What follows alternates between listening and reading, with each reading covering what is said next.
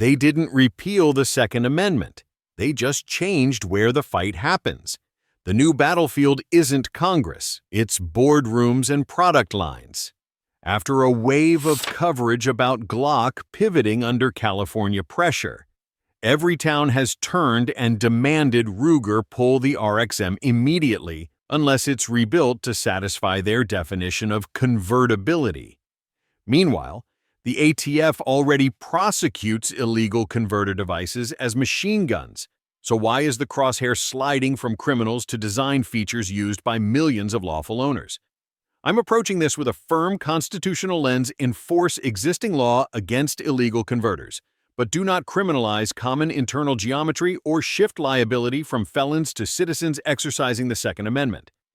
In the analysis ahead, I'll separate statute from slogan what California's AB 1127 actually says, including its July 1, 2026 dealer sales trigger.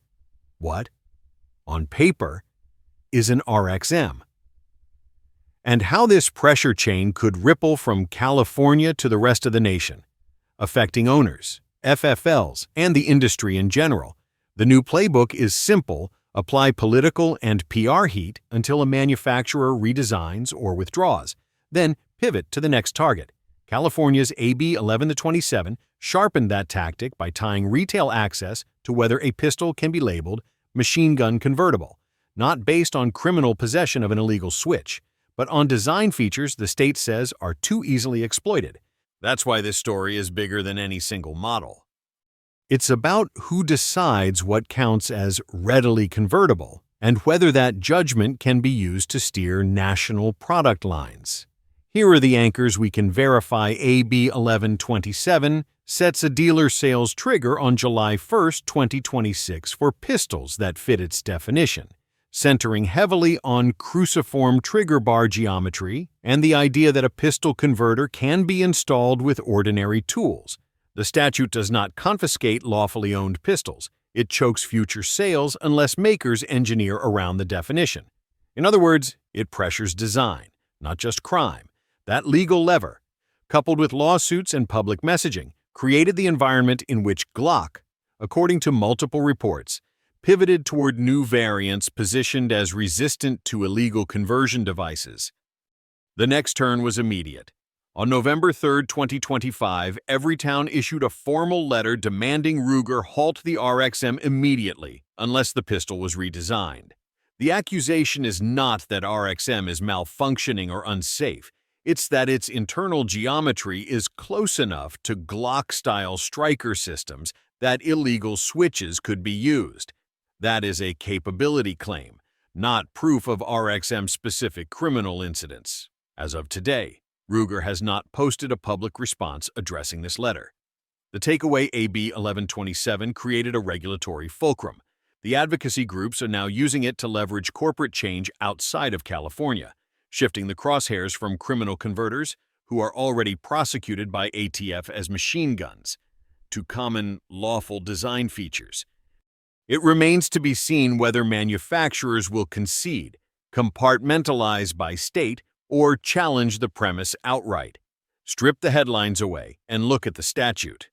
California's AB 1127 does not create a new crime for ordinary ownership.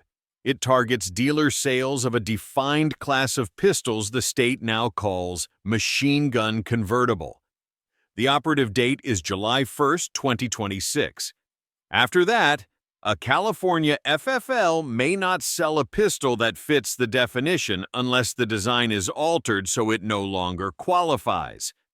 That's the pressure point, not confiscation, but market access tied to engineering. How does AB 1127 draw its circle? It focuses on two ideas the bill authors treat as inseparable: one, the presence of a cruciform trigger bar in a striker-fired system, and two, the assertion that a pistol converter, the illegal switch already treated as a machine gun under federal law, can be installed readily, with common household tools. If regulators conclude both ideas apply, the pistol is classified as machine gun convertible for retail sale purposes in California. That is why the debate here is not about a malfunctioning part or an unsafe pistol. It is about design geometry that millions of lawful owners already possess. And whether that geometry should be a gatekeeper for sales, just as important as what AB 1127 is not. It does not create a statewide confiscation scheme. It does not retroactively criminalize the possession of otherwise lawful pistols that happen to use a cruciform trigger interface. The bill's leverage is narrower and more strategic, choking the dealer channel until manufacturers either redesign or forego the California market. It even implies a path back in. If a company alters the design to avoid the readily convertible label, dealer sales may resume. In other words, the statute is built to steer engineering decisions, not just punish criminal behavior. Put that next to federal law. The ATF and DOJ already prosecute switches and autosears as machine guns, even as standalone parts, not because of what a given pistol looks like, but because the device itself is contraband. AB 1127 tries to go upstream, change the pistol so the device has nowhere to go. Supporters say this is smart prevention. Critics warn it misattributes criminal intent to common design features, punishing the many for the acts of the few, for the owners and FFLs. The practical takeaway is clarity on scope dealer sales restrictions beginning July 1, 2026. No retroactive possession ban. Redesign as the statutory off-ramp. For the industry, the real question is one of precedent.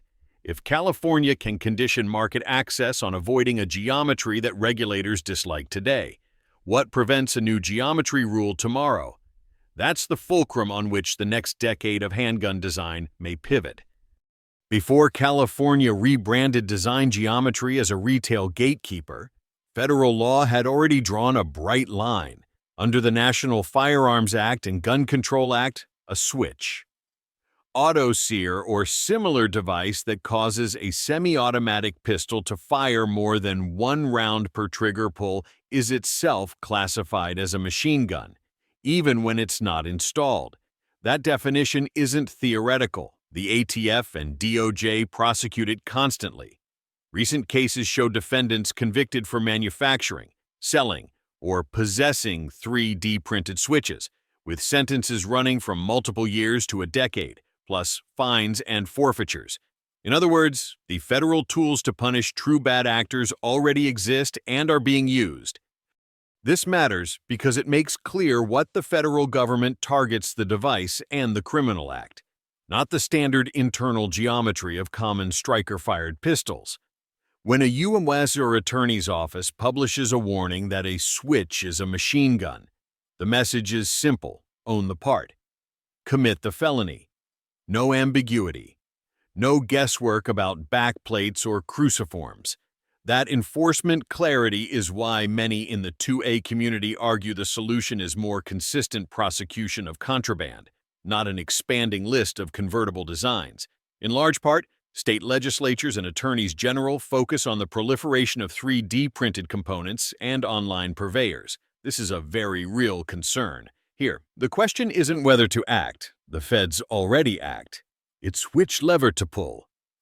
Do we double down on device interdiction and prosecutions, or do we re-architect the pistol market by declaring certain internal geometries disfavored for retail sale? California chose the latter. Supporters call it prevention. Critics call it collective penalty by design. For viewers, consider two lanes of traffic. Lane 1 is federal devices like switches are illegal.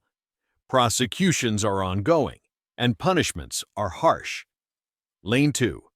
California's AB 1127 conditions dealer sales based on whether a pistol is considered readily convertible by the use of a device that already constitutes a felony to possess. Understanding that split is important to parsing claims about safety versus rights and design freedom. Let's begin with the facts that we can check and verify. Ruger RXM is a polymer-framed, striker-fired 9mm pistol designed for duty and concealed carry rolls, offered with optics-ready slides, interchangeable back straps or grip module options, and standard capacities typical of the class. Control layout: sight cuts, and accessory rail place it squarely in the competitive lane with other modern duty pistols. On paper, it is a conventional, mainstream handgun in a crowded market, not an outlier or experimental design. Now the claim: Everytown's letter urges Ruger to halt RXM manufacture and sales immediately unless the pistol is redesigned to defeat illegal converters. The argument does not allege a safety defect or an unreliable fire control group. It alleges readily convertible geometry, that the RXM's internal relationship between the trigger bar and striker, broadly similar to Glock-style systems, could allow a criminal to use a prohibited auto-sear switch. In short, the case against RXM is about capability by resemblance, not a documented pattern of RXM-specific crimes. What's not on the record is important. 2. To date, the public debate is about design possibility, not incident data associated with the RXM. There is no formal engineering teardown from a neutral government lab in the advocacy materials. No published Ruger acknowledgement that the pistol was designed around converter compatibility, and no manufacturer recall suggesting a safety or compliance failure. That absence does not end the debate, but it circumscribes what's really being asserted: a policy claim that Geometry X should be disfavored for retail sale because illegal device Y exists. Consider the practical implications for design. If a state can deem a family of common striker geometries machine gun convertible based on a third-party contraband device, a manufacturer faces 3 choices. First, hold the line and litigate, accepting restricted market access in jurisdictions that adopt the label. Second, produce jurisdiction-specific variants, engineering out alleged converter pathways for California-compliant SKUs while keeping national spec elsewhere. Third, redesign globally, risk signaling a concession, and invite the next threshold test. None of these paths changes the baseline that switches are already illegal machine guns under federal law. They only change the design burden for lawful pistols. The consumer picture is similarly concrete. Owners outside California see no retroactive criminalization from AB 1127. Inside California, the consequence is dealer channel access after July 1, 2026, not possession bans. FFLs must plan inventory with clarity about how the state will interpret readily convertible on specific SKUs. Ruger, for its part, has not issued a public statement directly answering the letter's demand. Until it does, the RXM sits at the midpoint between spec sheet reality and policy conjecture, a mainstream pistol being asked to carry the weight of a broader fight over design liability versus criminal liability. The broader stakes should be explicit. If the RXM is redesign mandated today because of internal geometry, what constrains tomorrow's target from being optic cuts, magazine interfaces, or backplate architecture in some new theory of ease of abuse? The line that 2A advocates insist on is straightforward: punish the illegal device and the perpetrator, not the lawful design feature used by millions. That line, between contraband and common configuration, is exactly where this contest over the RXM is being fought. Here's where the facts land. Federal law already criminalizes converter devices, and prosecutors are using that hammer. California's AB 1127 goes upstream, tying dealer sales after July 1, 2026 to whether a pistol is labeled machine gun convertible, largely by focusing on cruciform trigger geometry and the notion of readily convertible. That shift moves the crosshair from contraband to design, and that's why the Ruger RXM now sits in the spotlight after weeks of reported pressure on Glock. My position stays consistent: punish illegal devices and the people who traffic them, but don't criminalize common, lawful design features or shift liability from felons to citizens exercising the Second Amendment. If you're in California, plan around the dealer channel change and watch for DOJ guidance. Everywhere else, track copycat proposals, and any formal Ruger response. I'll keep anchoring updates in official documents first, then measure advocacy and headlines against the statute's actual text.